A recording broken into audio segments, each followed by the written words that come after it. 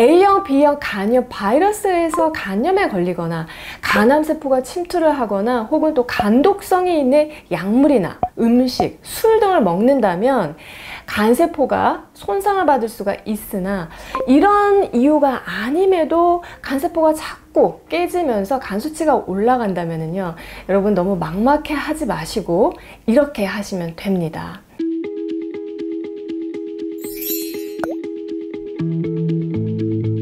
간 기능이 떨어지기 시작하다가 어느 순간 이 간세포도 견디지 못하면서 깨지게 되면요, 간 수치도 올라가게 됩니다. 우리가 얘기하는 이 간 수치라고 하는 걸 좀 더 정확하게 표현하자면 간 효소 수치를 말하는 것인데요. 간세포가 파괴될 때 이 세포 안에 있는 효소들이 혈액 속으로 흘러나오기 때문에 간 수치도 올라가게 되는 거죠. 특히 AST와 ALT라는 이 두 효소 수치가 40을 넘어가게 되면은 문제가 있다고 보는데요.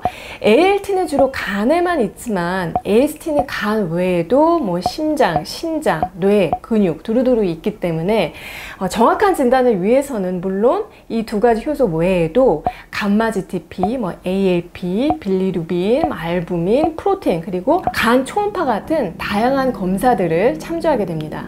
뭐 A형, B형 간염 바이러스에서 간염에 걸리거나 간암세포가 침투를 하거나 혹은 또 간독성이 있는 약물이나 음식, 술 등을 먹는다면 간세포가 손상을 받을 수가 있으나, 이런 이유가 아님에도 간세포가 자꾸 깨지면서 간 수치가 올라간다면요, 여러분 너무 막막해 하지 마시고 이렇게 하시면 됩니다.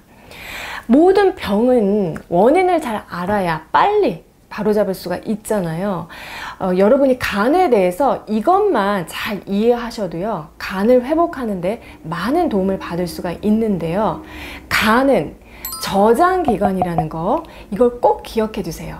심장, 폐, 또 콩팥 같은 장기와는 달리 간은 영양소를 스펀지처럼 빨아들여서 저장합니다. 탄수화물을 에너지원으로 쓰고 남은 포도당을 글리코겐으로 저장하고요. 포도당이 넘쳐나면 또 지방으로 저장을 하고요. 비타민 A, D, E, K, B12를 저장하고, 또 무엇보다도 혈액도 스펀지처럼 빨아들여서 몸 전체를 순환하는 혈액량을 조절합니다. 밭에 거름을 너무 많이 주면 땅이 썩는 거 아시죠? 저장할 게 너무 많아지면은요, 간에 반드시 문제가 생기고요, 간 수치도 올라갈 수가 있습니다. 자, 간에 지방이 쌓여 있는 상태를 여러분이 다 아시겠지만 지방간이라고 하는데요. 이 지방이 산패하면서 지방독이 되고, 이것이 간의 만성염증을 일으키는 원인이 될 수가 있기 때문에 지방간이 있다면 반드시 간 다이어트부터 해주셔야 합니다. 그래서 간을 살리는 첫 번째 생활수칙은요, 과식하지 말기예요. 이 과잉 탄수화물과 또 액상가당이 듬뿍 들어간 음료수는 간을 쉽게 뚱뚱하게 만드는 대표적인 음식이기 때문에 피하는 것이 좋습니다. 간을 살리는 두 번째 생활수칙으로 간에 쌓이는 것을 나눠 담을 수 있는 몸속에 또 다른 저장 창고를 잘 확보하는 것도 중요한데요. 그 창고가 바로 근육입니다. 간은 하나지만 근육은 곳곳에 있기 때문에 이 근육에 저장되는 글리코겐의 양은 간의 2배 정도 되는 거 알고 계신가요? 그래서 근육량이 부족하면은요, 간이 쉽게 뚱뚱해지면서 지방간이 쉽게 생길 수가 있어요. 운동선수들이 은퇴를 하면서 운동을 갑자기 뚝 끊고 여기다가 과식까지 하게 되면 간부터 상하는 이유가 이 때문입니다. 그리고 아까 간은 혈액도 스펀지처럼 빨아들여서 저장한다고 말씀드렸죠. 그래서 이 모여있는 혈액이 탁 하면 어떻겠어요? 간도 당연히 지저분하면서 염증이 쉽게 생길 수가 있기 때문에 간을 살리려면 무조건 혈액이 맑아져야 합니다. 혈액을 뽑아서 이렇게 놔두면은요, 아래는 고형 성분이 가라앉고요, 위에는 혈액의 물 성분, 그러니까 혈장을 볼 수가 있어요. 이 혈액 속의 노폐물을 잘 순환 배출시키는 것이 바로 이 물 성분이기 때문에 혈액이 탈수돼서 끈적끈적해지지 않도록 평상시에 물을 잘 먹는 것이 매우 중요합니다. 그런데 물만 먹어서는 2% 부족합니다. 이 혈액 속에 물이 탈수되지 않게 꽉 잡아주는 것이 알부민이라는 단백질이거든요. 그래서 간을 살리는 세 번째 생활 수칙은요, 물과 양질의 단백질을 잘 섭취하는 거예요. 간질환, 그러니까 뭐 간경변이나 간암 같은 것이 이미 진행이 돼서 간에서 알부민 합성을 잘 못하는 경우에는 물을 마셔도 혈액량이 느는 것이 아니라 오히려 손발이 붓고 복수가 찰 수가 있기 때문에 이런 중증 질환이 있는 경우에는 주치의 선생님과 상의를 잘 하셔서 물과 단백질 섭취량을 정하는 게 좋습니다. 간을 살리는 네 번째 생활 수칙으로 여러분이 매일매일 꼭 챙겨야 하는 것이요, 화장실 잘 가는 거예요. 혈액이 맑아지려면 이 간과 대장이 손발을 잘 맞춰서 일을 해야 합니다. 여러분, 변비가 있던 사람이 화장실을 잘 가면 어느새 피부도 정말 좋아지고 얼굴 예뻐지는 거 본 적 있으시죠?